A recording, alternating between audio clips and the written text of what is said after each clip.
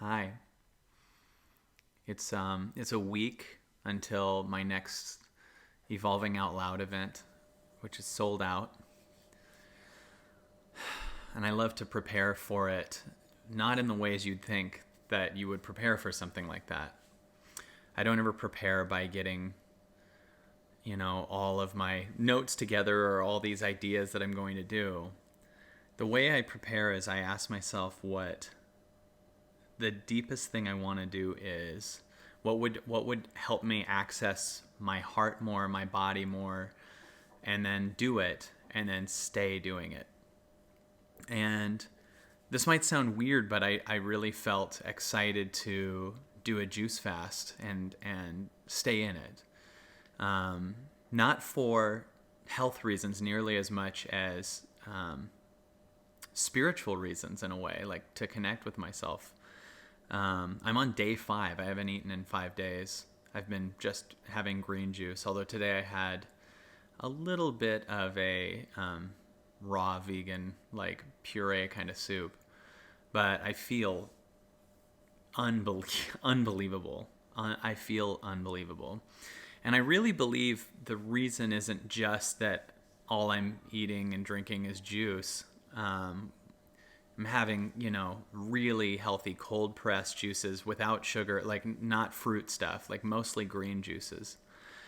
And it's starting to blow my mind already on day 5 to think of how much crap I haven't eaten. But even more, what's going on is a much deeper spiritual aspect of it. So to give you an example, when I started on day 1, I couldn't believe how much my mind was going, okay, what are we going to do? Like 10 days? Maybe we should stop at 5. Maybe we should. And I just stayed with it and noticed how much my mind was always in the future and always in a fixing. And what are we going to do? What are we going to do?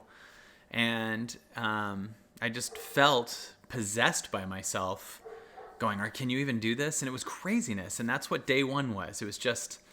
and also really not only craving food, but just noticing how much addiction I had to just thinking about when the next time I could eat was, or feeling guilty about what I ate, even if it was good. Like just how much my mind had judgment for food, how much it had anticipation for food. And really it's not even about the food. It was about how much my mind is going berserk. And how much before that juice fast, was just always like this without knowing it. Still, there's a presence in me, but I just didn't see how much more I was always in anticipation and how much I'm not actually here in the moment. Well, on the morning of day 2, I felt so connected and centered and good that I was also felt hungry, but I felt good, and all of a sudden the addictions to when's the next thing were a little quieter, while I felt a presence getting a little bit louder, like my connection to the now. And started seeing a momentum. And then on day 3, feeling really good when I woke up. And yeah, I was hungry, and I would notice my mind coming up with a worry, right? You go, you're hungry, so you should eat. I'm sure you can find some article on why this is terrible and blah, blah, blah. And hearing my mind worry again, and noticing how much my mind was in a story of fixing because of a belief it has. Not necessarily what my body's telling me, but just my belief that I got to fix. And then me noticing that and being with it. And just by staying with it, it started to get quieter and quieter. And I started to get so here. And I woke up on day 4 and I felt so good. So good. Meanwhile, my body's losing weight. My body has only had healthy in me. And there's a centeredness that's showing up. And I'm on day 5, and I don't care how long I go. I'm not sitting there going 5 more days, like on day 1 I was going 9 more days, like I'm just here now. And what I'm starting to discover is one rule of life I'm getting is, when you have your intention, I don't mean a goal, when you have your intention, meaning you're going to stay in the room with something, no matter how much chaos shows up, you just stay with it. Because it's a lot of times, almost all the time, it's a mental chaos. but not your soul's chaos. It's your old story's chaos. It's the belief that you can't do something. It's based on your evidence of your past, but that's not who you are now. So intention plus patience. It's very often that we create an intention, but then we don't get the results immediately, so we stop. And we might feel a little bit of pain. We might feel a little bit of fear. We might feel these things, but it's fascinating how much more things happen based on, things can come to you faster based on how much more patient you are. So if you're totally cool with it taking a year, it might show up in a week. If you need to get it right away, it might take a year, right? It's like you are trying to get it, but as you keep doing something and staying with it and allowing yourself to be okay with everything that comes up, but you know that you're aiming towards your highest calling. Like, the weight loss might be the carrot on the stick of why I would want to do a juice fast, and the extra energy. I mean, I'm all energy. I don't know what to do with this. Like, I'm getting so much stuff done. I'm just working out. I can't believe how high I am without eating. My body hasn't had sugar. It's just crazy. But in staying with something and just staying there, I'm noticing all of these stories that come up, and I feel this pain that wants to cater to this, right? This is, we should eat now. Well, if I listen to it, then the fear just won, and now I'm moving from fear. But and I'm not saying go starve yourself. Like, this is a juice fast. I'm still getting nutrients, and I'm doing my way, and I don't even recommend to people to do it. Ask a doctor if you should, do it. I'm not saying everyone should. I'm saying I'm doing it. But I do say do what your highest calling is and stay with it. And you'll notice fear come up, and you'll realize that fear's coming because of your mind's past story of how things should be. But as you stay with it, you prove to it that it's wrong, and then it leaves, and then you feel so good because a panicking part of you just fell apart. And all of a sudden you have a new belief system. And all of a sudden your nervous system is associating beyond the old story. So you feel really good because you've just broken your nervous system, its old rules, and now it's in this new world. But if you stay with it longer, that thing will come up, whatever it is. You're writing your book. Like when I wrote my book, which comes out in May, I think you can pre-order it on barnesandnoble.com or amazon.com, but it's called I Hope I Screw This Up. I don't know if there's an image there yet, but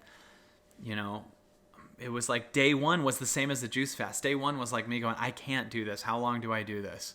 This is crazy. Day two was like, oh, I got an idea there. We'll do it, but this is hell. Day three was like, hey, I got some cool ideas. But by day 10, I was like, it was owning me. The book was flying through me, and it just wanted to write itself. And I had to stay in the room and just be patient. And if you feel what your highest thing is, at first, it's totally against your old nervous system. And your nervous system goes, anything I've never done is not safe. So I'm going to try to save my life, and I'm going to create fear, panic, anxiety in you, whatever, because my body hasn't proven to myself that I can walk into this thing. So when you stay in it, then it goes, no. And then you're still alive. The nervous system goes, okay, cool. Now this is our new boundary. And you keep going. And then the nervous system goes, oh, we actually love what's going on. In fact, you've had all these amazing things show up, so stay with it. And then all these rewards show up the longer you stay with it. So the insights that I'm having are exponentially bigger each day.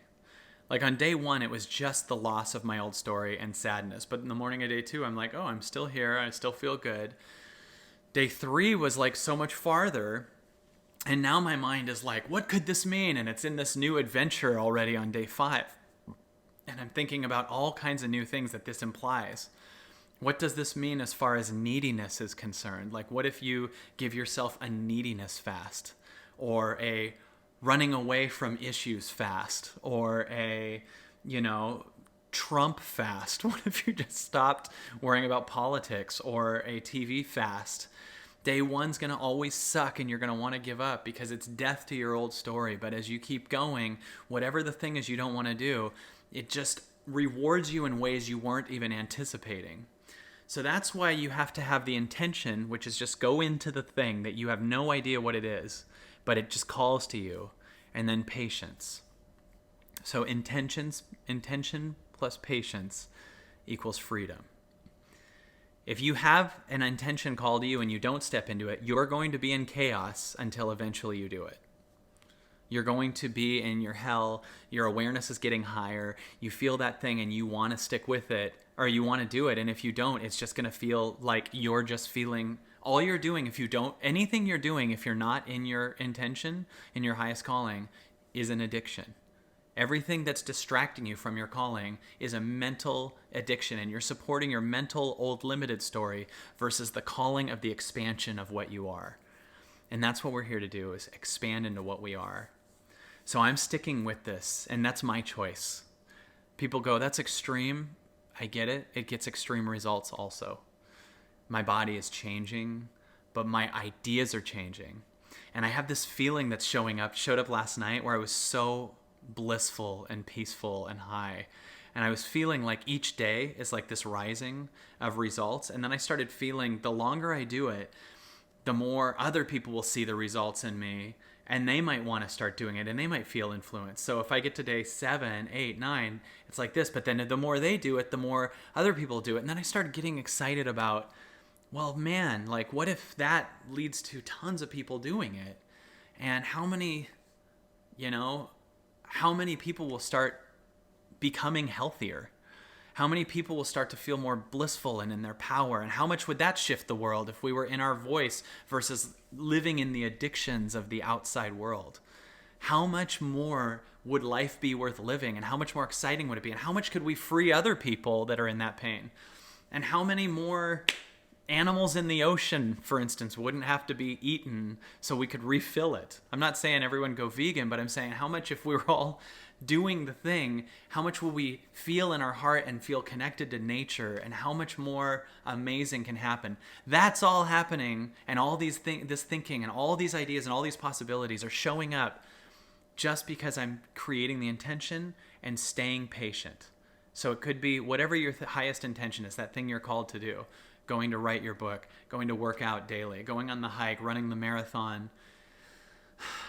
You might be scared to do something because your nervous system hasn't. And that's why you got to stay with it, to prove to your nervous system that it's okay. And then it's not going to be as scared anymore. And you're going to be freer. So I'm so excited for next week to see everybody at the Evolving Out Loud. And I'm really thankful for this life. I really am. I'm really excited for what's coming up. So I hope everyone has a good day, and I'll talk to you soon.